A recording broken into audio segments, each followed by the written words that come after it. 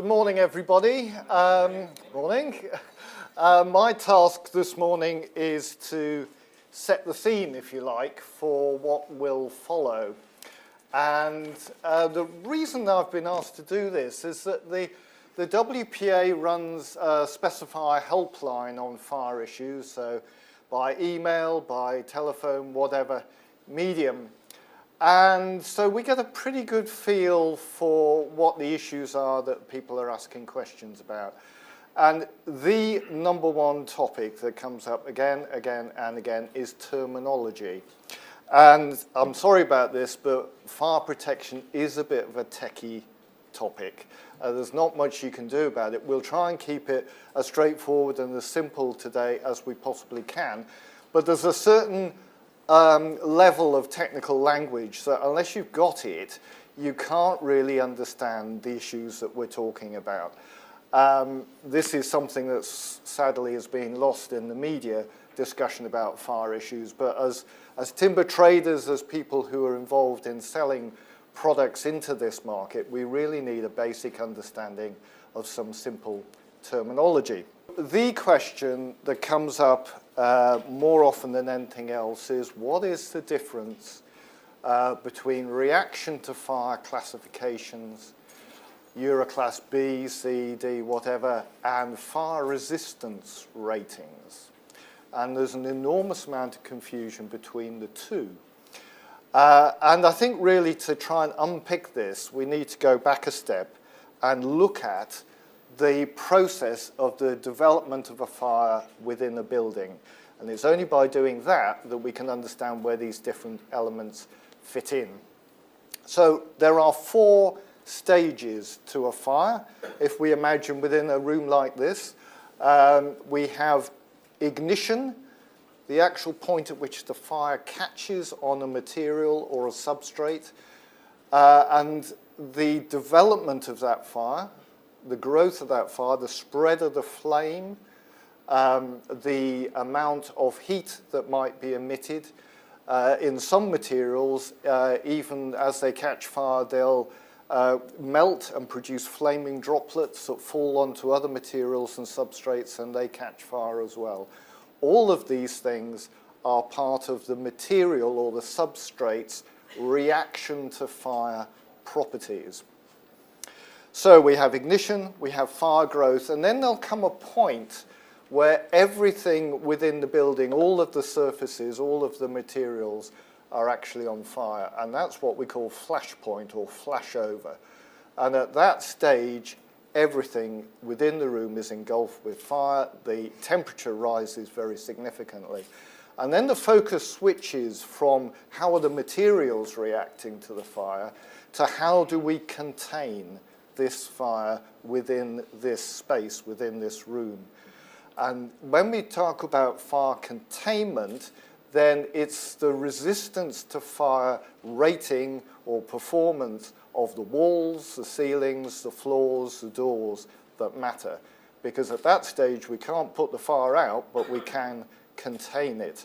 So there's the 2 stages, the very early stage where it's the reaction of the materials that matters, and then a later stage in the development of the fire where it's containment that is the absolute key. And so this is where these 2 classification systems come in. And then eventually, because all the materials in the building are fuel, the fuel will get exhausted and the fire will eventually decay. So just to go through that again, sorry, I'm going to really hammer this home. So during the early stages, it's the ignitability of a material, how quickly the flame spreads across it, heat release, flaming droplets. These are the criteria that are used in reaction to fire testing.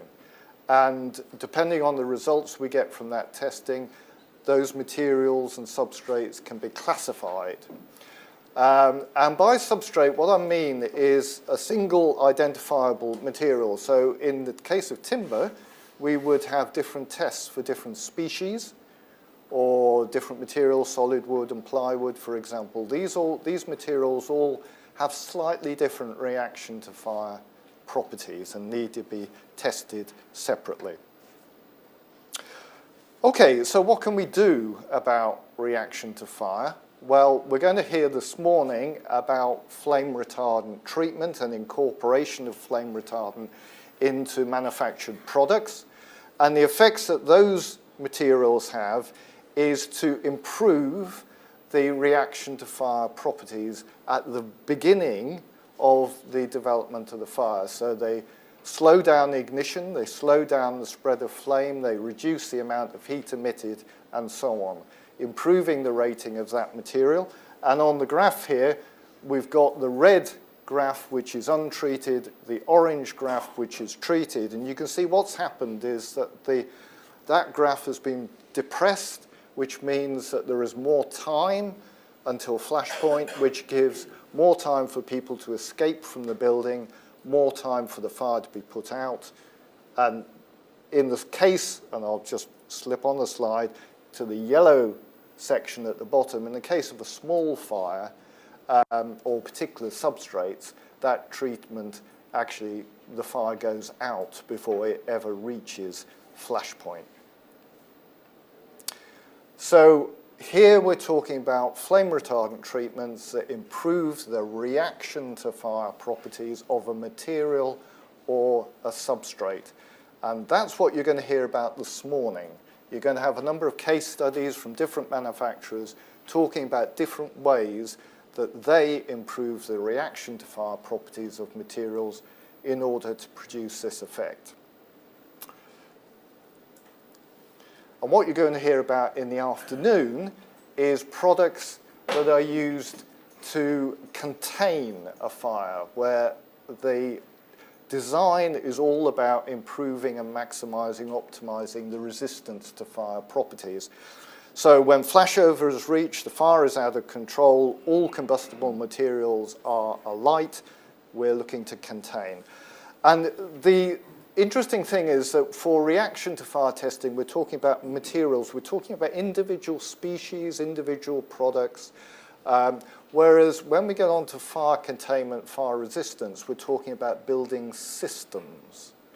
So for a wall, there might be an inner face, an outer face, a frame, insulation, different elements to that building system, that building product. And fire doors, we'll hear more about fire doors this afternoon. That's a really good example of a composite product whose purpose is to contain fire. So there we're not testing materials, we're testing the building system for its fire resistance properties.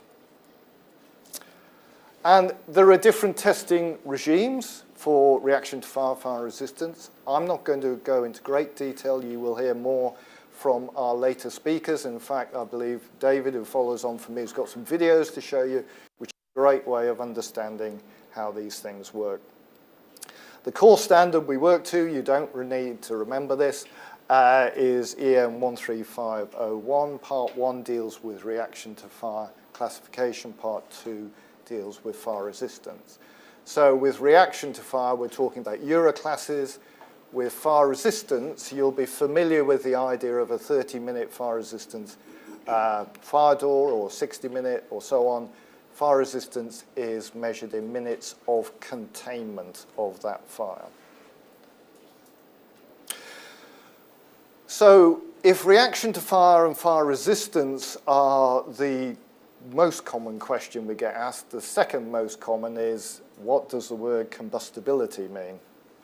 And this is particularly topical at the moment with government consultations on the possibility of banning the use of combustible materials for cladding, or indeed, more than that, into the structure of high-rise buildings.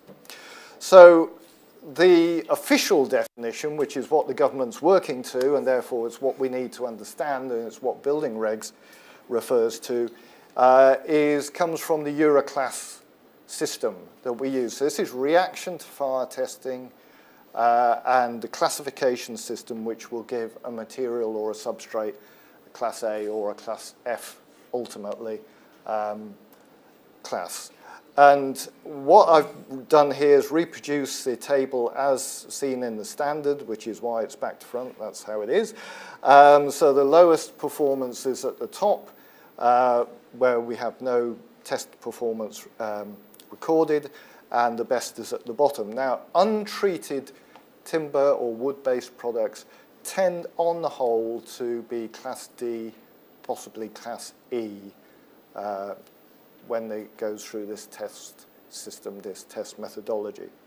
And we can improve, using flame retardant additives or treatments, the rating to Class B or Class C, which historically, for example, has been satisfactory for building regs compliance for timber cladding, as a common example. What we're not able to do with any organic substrate, wood included, is improve the rating to Class A.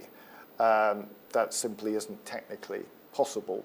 Class A is subdividing into A1, which is non-combustible, and A2, which is limited combustibility.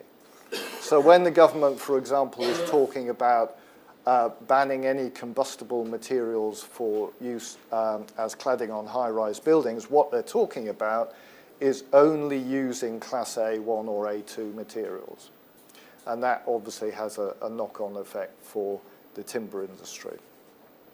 And as Dave alluded to, we've all been working together under the CTI banner to put in our positions on this to the government, and particularly for timber cladding, timber rain screen, timber weather barrier, to have a derogation for Class O, which satisfies the building regs as they stand at the moment. We shall see what comes out of that. So just to sum up on my part, before I hand over to David, reaction to fire is the measurement of how a material will contribute to the fire, particularly at the beginning of that fire development. Fire resistance is the measurement of how a building element or system will contain and ideally prevent the passage of fire from one area to another within a building. And for a material to be classed as non-combustible, it has to be Euroclass A. And these are the sort of questions that come up again and again. So hopefully, having demystified that for you, it'll all make a bit more sense.